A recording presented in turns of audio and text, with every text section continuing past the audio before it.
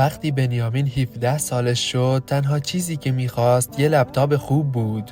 قرار بود سال بعد وارد دانشگاه بشه و باور داشت اگه یه لپتاپ داشته باشه میتونه درساش رو بهتر بخونه و حتی از داخل خونه کار کنه. یه شب سر سفره بالاخره بنیامین خواستشو با پدرش مطرح کرد و گفت بابا لطفاً برام یه لپتاپ بخر، برای درسام خیلی نیاز دارم. پدرش حمید راننده وانت بود و با درآمدی که داشت به سختی خرج خونه رو تامین میکرد. پدرش چند لحظه ساکت موند و گفت پسرم الان پولش رو ندارم، ولی قول میدم در اولین فرصت برات یه لپتاپ بخرم.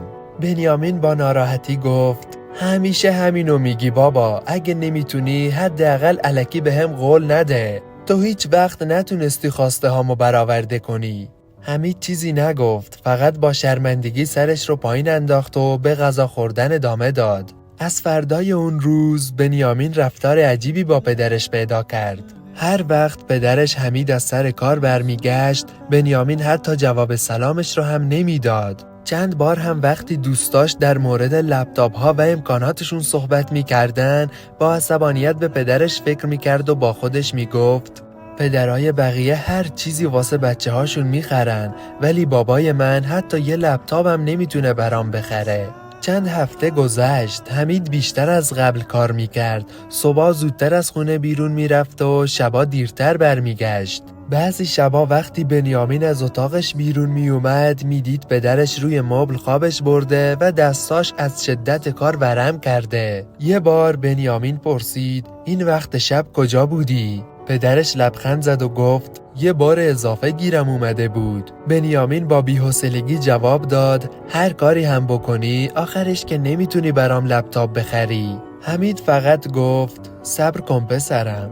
چند روز بعد، روز تولد بنیامین، وقتی بنیامین از اتاقش بیرون اومد، یه جعبه بزرگ روی میز دید. برای چند ثانیه باورش نمیشد. جعبه رو باز کرد و همون لپتاپی بود که سالها آرزوشو داشت. پدرش حمید کنار در ایستاده بود و با لبخند نگاش میکرد. بنیامین از خوشحالی پدرش رو بغل کرد و گفت بابا واقعا برای من خریدیش؟ حمید خندید و گفتم که قولم رو فراموش نمی کنم. بنیامین اون روز برای اولین بار بعد از مدتها احساس کرد شاید درباره پدرش اشتباه می کرده. لپتاپ رو برداشت و رفت بیرون پیش دوستاش. با ذوق برای دوستاش همه چی رو تعریف کرد، اما وقتی عصر به خونه برگشت متوجه شد یه چیزی درست نیست. خونه بیش از حد ساکت بود. مادرش روی صندلی نشسته بود و گریه می کرد. بنیامین با ترس پرسید مامان چی شده؟ بابا کجاست؟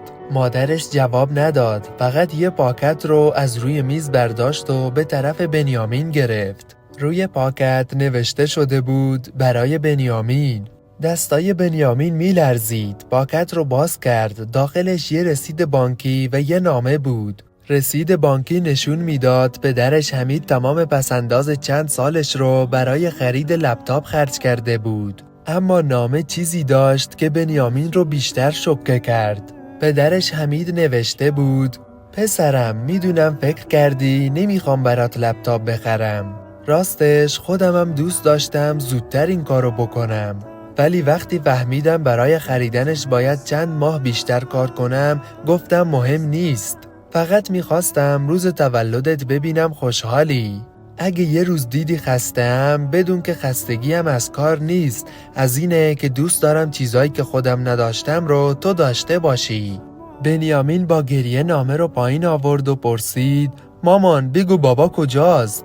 مادرش با صدای لرزون گفت وقتی صبح لپتاپ رو آورد خونه دوباره رفت سر کار. موقع برگشت حالش بد شده و ماشین از جاده منحرف شده و تصادف کرده. دکترها هم نتونستن نجاتش بدن.